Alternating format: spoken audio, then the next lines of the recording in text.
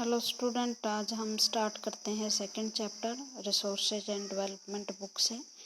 और जो चैप्टर का नाम है land, soil, water, natural vegetations, wild life and resources. ये सभी नेचुरल रिसोर्सेज हैं भाई। अब सबसे पहले तो मैं आपको ये दो जो शब्द हैं लैंड और सोयल, इसके बारे में बता देती हूँ। लैंड का मतलब होता है किसी भी तरह की ज़मीन, जैसे पहाड़ हैं, पर्वत हैं, समुंदर के अंदर भी लैंड है, महाद्वीपों की।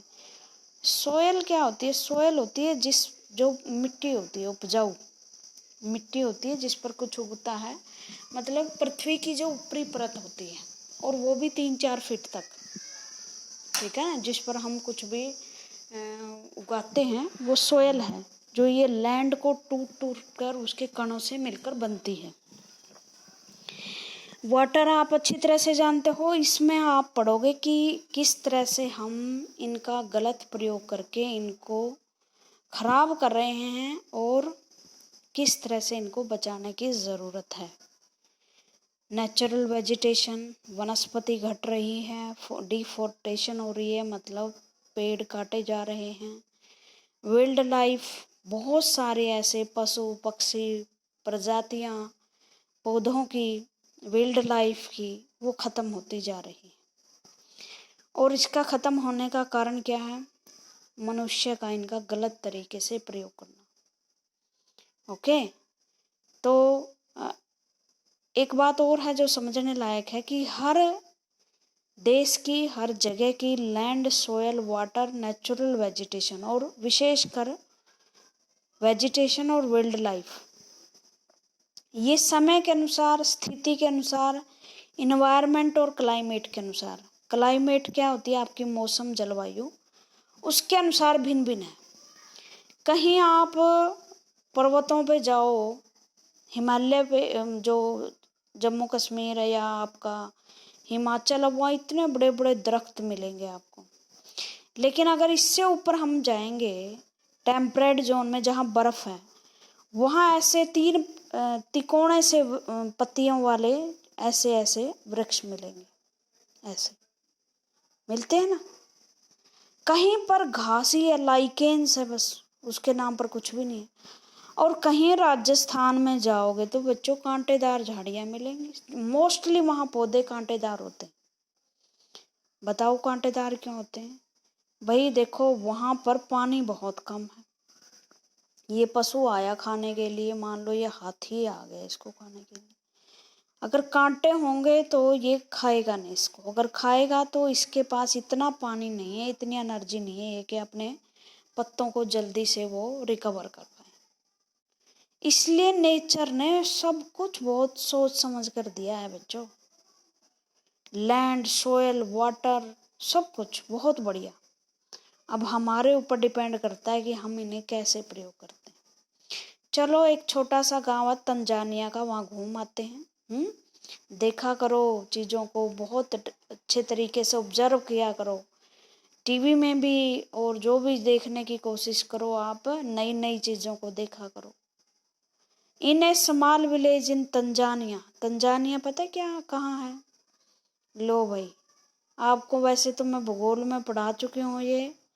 यहाँ पृथ्वी है, यहाँ पर ऑस्ट्रेलिया है, इस तरफ एशिया है, यहाँ पर यूरेशिया है, यहाँ पर यूरोप है, और यूरोप के ठीक नीचे यहाँ दक्षिण में और कुछ भाग जो है इक्वेटर पे, यहाँ अफ्रीका है। महाद्वीप है बच्चों ये, जिसमें बहुत सारे देश होते हैं। अफ्रीका में है।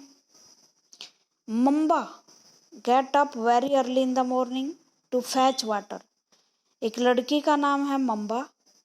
तंजानिया एक स्मॉल विलेज में रहती है और सुबह सुबह उठती है कि दूर से पानी लाया जा सके। हमारे यहाँ भी ऐसे इलाके हैं भाई। राजस्थान की औरतों को कभी चित्र में देखोगे आप, बहुत सारे घड़ों की कतारें अपने सर पे रखकर वो दूर से पानी लाती दिखाई देंगी। She has to walk a long way and return after a few hours, लंबी दूरी चलकर वो पानी भर के लाती हैं।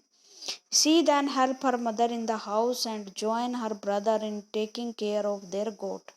फिर माँ की हेल्प करती है, बकरियों की देखभाल के लिए अपने भाई की हेल्प करती है। ऑल हर फैमिली, सारी उसकी फैमिली ने piece of rocky land, rocky मैंने जिस जो चट्टानी धरती है उसके हट के चारों ओर उसकी हट बनी हुई है और हट के चारों ओर छोटी सी जमीन का टुकड़ा है। मुंबा के फादर मुश्किल से grow some maize and beans, maize और बीन्स उगा पाते हैं, बहुत टोलिंग हार्ड, बड़ी सख्त मेहनत करके। मतलब वहाँ का जीवन सख्त है, वहाँ की धरती चट्टानी है, वहाँ पानी नहीं है दूर दूर तक। तो आप कल्पना कर सकते हो जहाँ धरती उबड़ खाबड़ है, जहाँ पानी नहीं मिलता, तो वहाँ क्या उगता होगा। This is not enough to feed their family for the whole year, सारे साल उसकी फैमिली के लिए भी इतना नहीं होता कि सारी साल उसकी फैमिली मैजे और बीन्स का प्रयोग कर सके, उन्हें कुछ और चीजें तलाश करनी होती। ठीक है भाई। यहाँ गोट रहती हैं, यहाँ कैमल, इनको कैमल का जिक्र नहीं है कि कैमल नहीं रहते होंगे, हैं कहीं कहीं पर कैमल रहते हैं, जैसे राजस्थान वगैरह में, वहाँ बाजरा उगा के लोग खेती करते हैं। केरल जैसे उसमें चले जाओगे तो मछलियाँ पकड़ कर वो करते हैं। अगर आप हिमाचल में जाओगे तो वहाँ भी हट के पास आस पास बूटे, जो आपका जो ये होता है ना मक्की, वो खाते हो आप सर्दियों में, वो उगा कर खाते हैं। हरियाणा पंजाब में गेहूं चावल भरपूर मात्रा में होता है, यहाँ कोई वो कमी नहीं है, क्योंकि यहाँ की सोयल, यहाँ की क्लाइमेट सब बढ़िया। देखा करो ना आसपास कैसी चीजें हैं हमारे। उसके बाद हम लैंड के बारे में देखते हैं कि लैंड कैसी कैसी है। Factor of soil forming, soil कैसे बनती, ठीक है।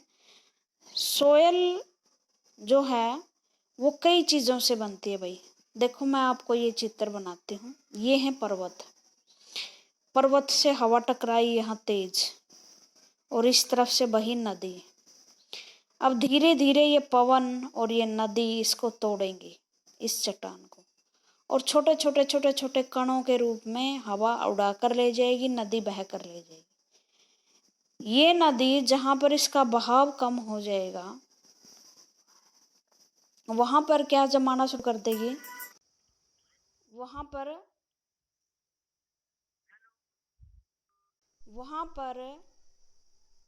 मिट्टी को जमाना शुरू कर देगी। ओके। और जब मिट्टी जम जाएगी, ऐसे ऐसे मिट्टी जम जाएगी, सॉरी फॉर द डिस्टरबेंस बच्चों, ऐसे ही आ जाती है कभी कभी कॉल। तो ये जब नदी का बहाव कम होगा तो ये मिट्टी जो है इधर उधर फैलाना शुरू कर देगी, और इससे क्या है, खेत बन जाएंगे बच्चों, मिट्टी बन जाएगी। ओके। तो इस तरह से किसी भी प्रदेश की मिट्टी बनती है, नदियों के द्वारा बहा कर लाएगी, पवन के द्वारा बहा कर लाएगी मिट्टी, चट्टानों के टूटने से ऐसे सोयल बनती है। The major factor of soil formation are the nature of parent rocks and climate factors. Soil दो तरीके से बनती है, दो फैक्टर हैं इसके बनने के। एक तो कि रॉक्स कैसी हैं, चट्टाने कैसी हैं। देखो 7th में आपने पढ़ा होगा, चट्टाने 3 तरह की होती हैं। एक तो होती हैं सेंडिमेंट्री, सुना ये नाम सेंडिमेंट्री, हिंदी में बताऊं, हिंदी में इसे जलोढ़ कहते हैं, जलोढ़।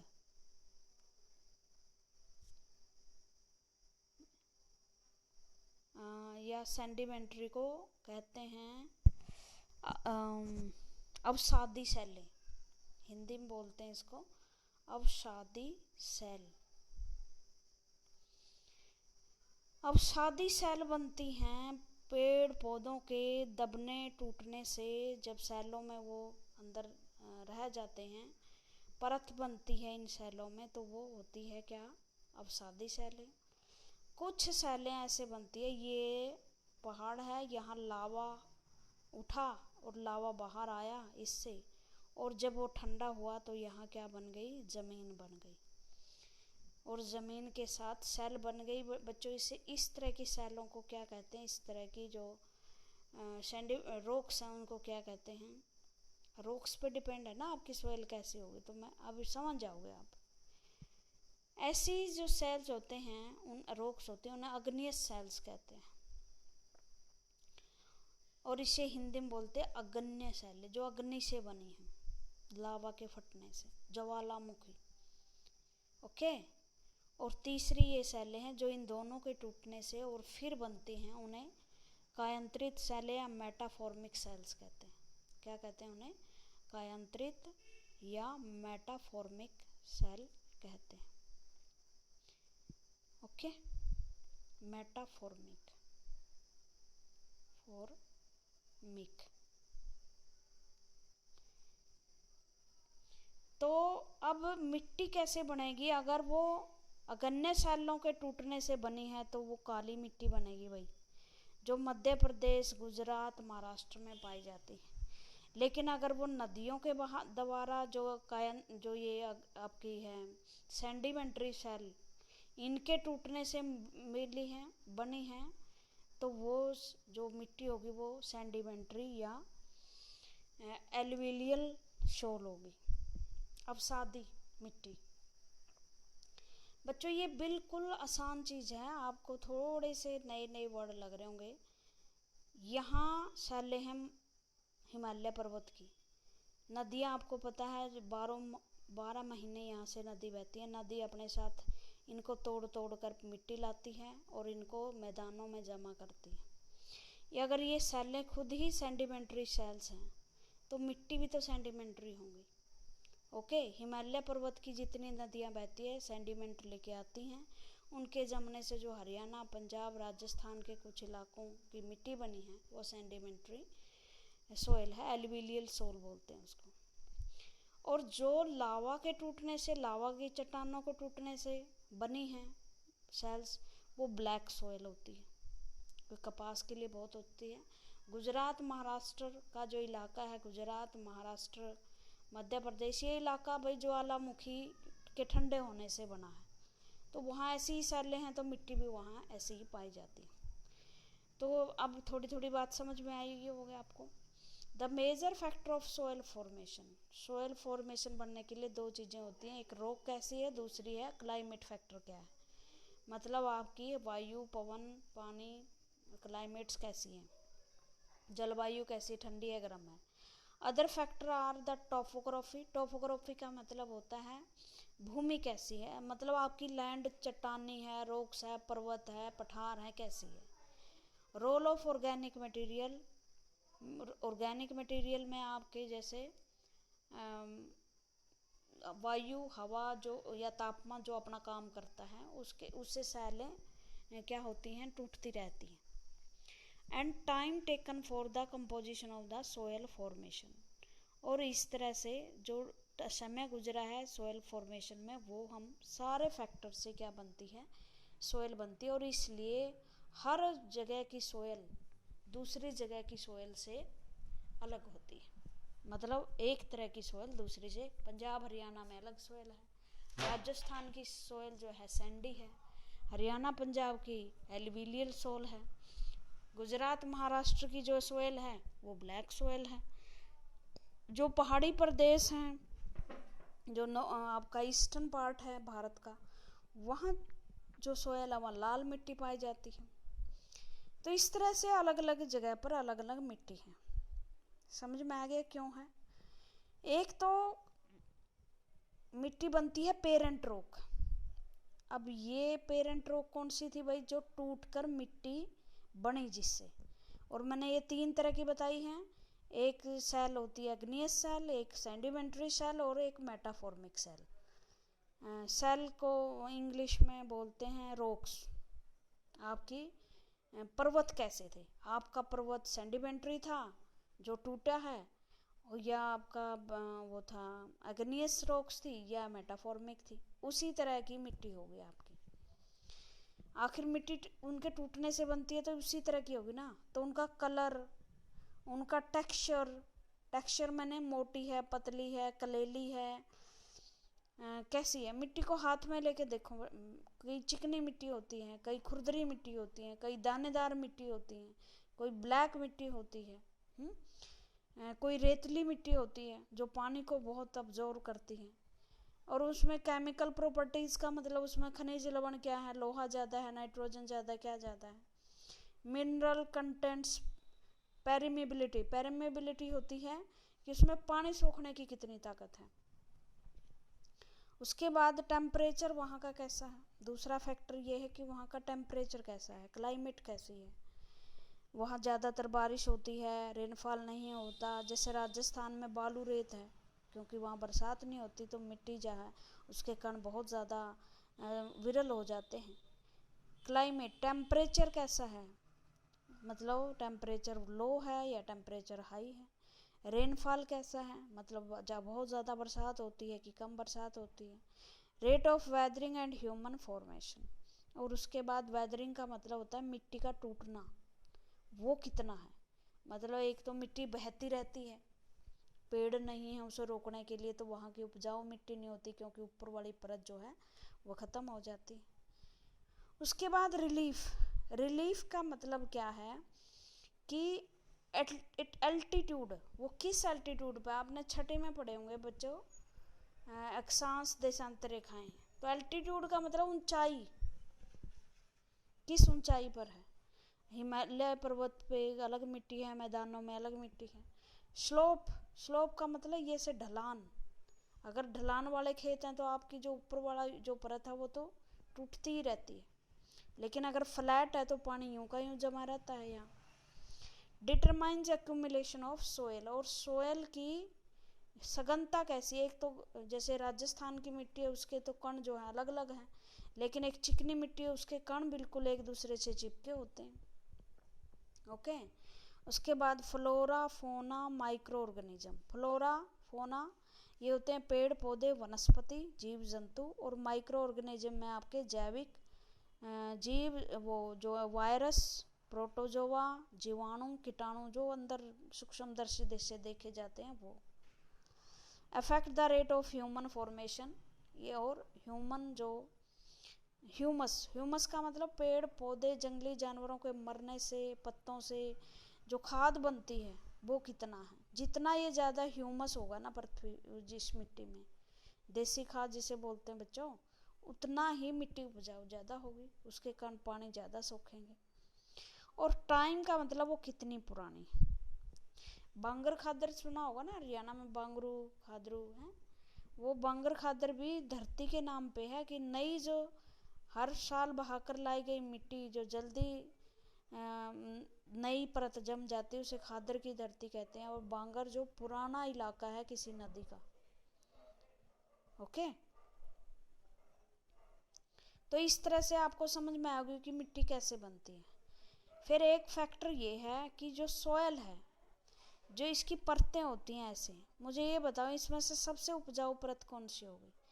सिर्फ बेटा ये जो 3 फीट तक होती है वही जो ऊपर परत होती है वही उपजाऊ होती है। अगर ये ऊपर वाली परत किसी कारण से बह जाए तो मिट्टी जो है वो क्या हो जाएगी, बंजर हो जाएगी, मिट्टी पे कुछ नहीं होगा। जो टॉप सॉइल है वो उसमें ह्यूमस भी होता है, वेजिटेशन। ह्यूमस का मतलब मैंने बता दिया ना, पेड़ पौधे पत्ते उनके जीवांश जिस जो खाद बनते हैं एक किस्म के, वो टॉप पे होते हैं और उस पर ही वनस्पति उगती है। देख लो वनस्पति उगी है, ये चित्र आप बना सकते हो। उसके बाद उसके नीचे का जो भाग होता है वो सब सोयल होती है, स्लीट होती है, कले होती है, गंदनी जो मुल्तानी मिट्टी जैसी कलेली मिट्टी होती है ना वो। उसके बाद इसके नीचे वीदर्ड रॉक मटेरियल होता है, उसके नीचे रॉक्स होती हैं और कुछ नहीं होती, और नीचे पेरेंट रॉक होती है। पेरेंट मैंने जिससे वो मिट्टी बनी होती है। ओके, ये आपका लैंड फॉर्मिंग का चार्ट था। उसके बाद क्या आप जानते हो, it take 100 of year to make just 1 centimetre soil. 1 centimetre कितनी होती है बच्चों, बहुत ही कम होती है, एक उंगली के पोर जितनी होती है। उसको सैकड़ों साल लग जाते हैं इतनी मिट्टी के जमने के कारण, क्योंकि साथ साथ में मिट्टी बह भी जाती है ना।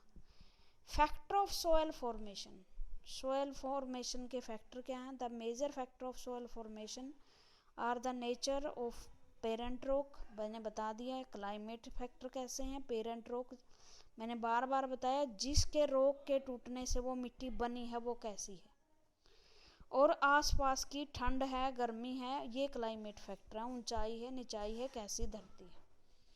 उसके बाद other factor are topography, role of organism, material and time taken for the composition, ये हम पढ़ चुके हैं और ये सारी चीज़ें हम डिस्कस कर चुके हैं जो फैक्टर हैं।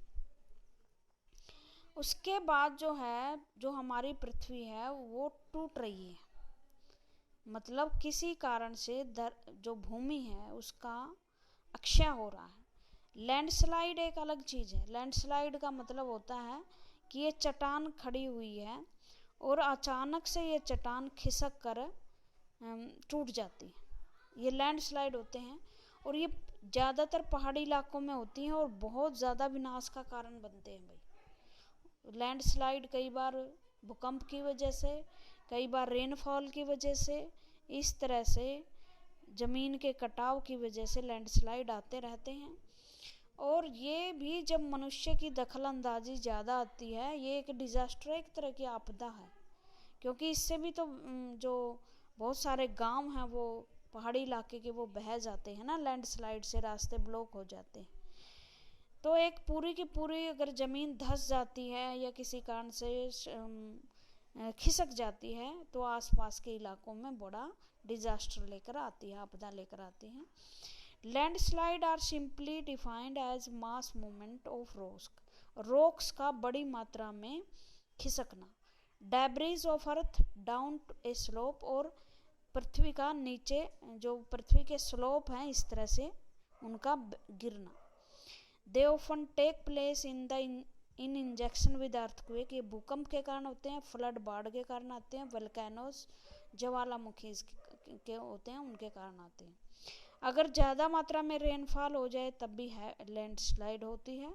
और कई बार वो क्या करते हैं, देखो इनके कहाँ जाके क्या असर होते हैं। यहाँ से लैंड खिसकेगी, यहाँ पेड़ पौधे थे बहुत ज़्यादा, अब काट दिया आदमी ने, और अब कोई सपोर्ट रहा नहीं इस पहाड़ी को, या पहाड़ी का निचला हिस्सा किसी कारण से काट दिया, रोड बना दिया, तो इसका सपोर्ट ख़त्म हो गया, तो ये कभी भी एक झटके से वो आ जाती है। मान लो यहाँ साथ में नदी भी बह रही थी इधर, तो क्या हो जाएगा, ये लैंडस्लाइड होगी, नदी के आगे बड़े बड़े पत्थर जो पानी बह रहा है उसके सामने टिक जाएंगे। ये नदी बह रही है और यहाँ से जो लैंडस्लाइड हुआ पूरा रास्ता इसका ब्लॉक हो गया, बड़े बड़े पत्थर यहाँ जम गए।